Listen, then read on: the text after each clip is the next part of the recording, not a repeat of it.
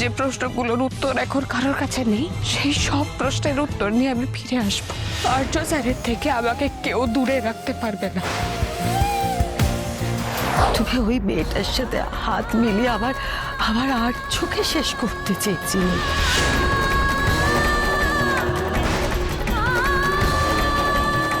ছি ছি ছি ছি ছি, আমি ভাবতে পারছি না অপর্ণা, আমি ভাবতে পারছি না। মা, মা বিশ্বাস করো, আমি রোহিণীর কথাই নয় মা, আমি অন্য এক শক্তির কথাই কাজ করেছি।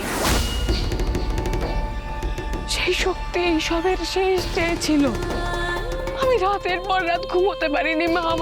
আমার মাথার ভিতরে কেউ জানি এই কথাগুলো বলে যেত, কিন্তু আমি এখন জানি আর্য স্যার সম্পূর্ণ নির্দোষ।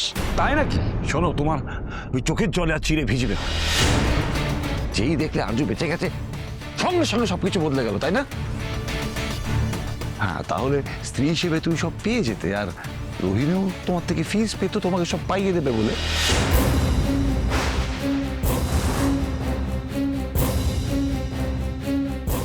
এতদিনে সব কাজের মোটিভ এবার ক্লিয়ার হলো অপর্ণা। এবার বুঝতে পারছেন তো মাদার ইন ল, কেন আমি এই মেয়েটার পক্ষপাতিত্ব করতাম না? আমার মেয়ের নাম করে আমার দুর্বলতার সুযোগ নিলে তুমি। হ্যাঁ না মা, আমি কাউকে ফাঁসাইনি মা, আমি কাউকে মিথ্যে বলিনি। আর একটা কথাও তুমি বলবে না, একটা কথা বলবে না তুমি। অপু, অপু এদিকে আয় তো, এদিকে আয়। তোকে এখানে থাকতে হবে না, তুই আমাদের সাথে বাড়ি চল মা। এই অপমানের শাস্তি ওপরওয়ালা ঠিক দেবেন, তোকে এখানে থাকতে হবে না মা, চল চল। না বাবা, আমি বাড়ি যাবো না। আর্য স্যার সুস্থ না হওয়া অব্দি আমি বাড়ি যাবো না। আমি ওনার মুখে শুনতে চাই উনি আমাকে লোভী ভাবেন কিনা, অবিশ্বাস করেন কিনা, আমি ওনার মুখ থেকে শুনতে চাই। বাড়ি যাবো না। আমি বলছি তুমি এখান থেকে চলে যাও, যাও অপর্ণা, যাও এখান থেকে, দয়া করে তুমি চলে যাও।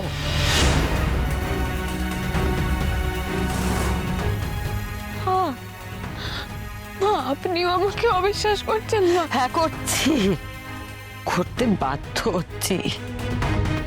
তোমাকে আমি বিশ্বাস করতে পারছি না। যাও যাও এখান থেকে। মা, আপনি আমাকে এক কথা আর কতবার তোমাকে বলতে হবে? আমি রাজলক্ষ্মী সিংহ রায় তোমাকে বলছি, এখান থেকে এই মুহূর্তে তুমি বেরিয়ে যাও।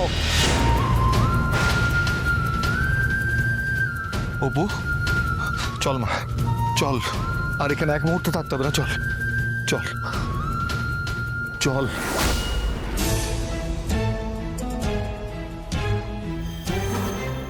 এই আবার তাকাচ্ছ কি? যাও, লজ্জা করে না তোমার?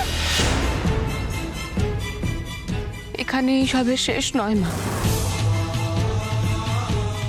যে প্রশ্নগুলোর উত্তর এখন কারোর কাছে নেই, সেই সব প্রশ্নের উত্তর নিয়ে আমি ফিরে আসবো।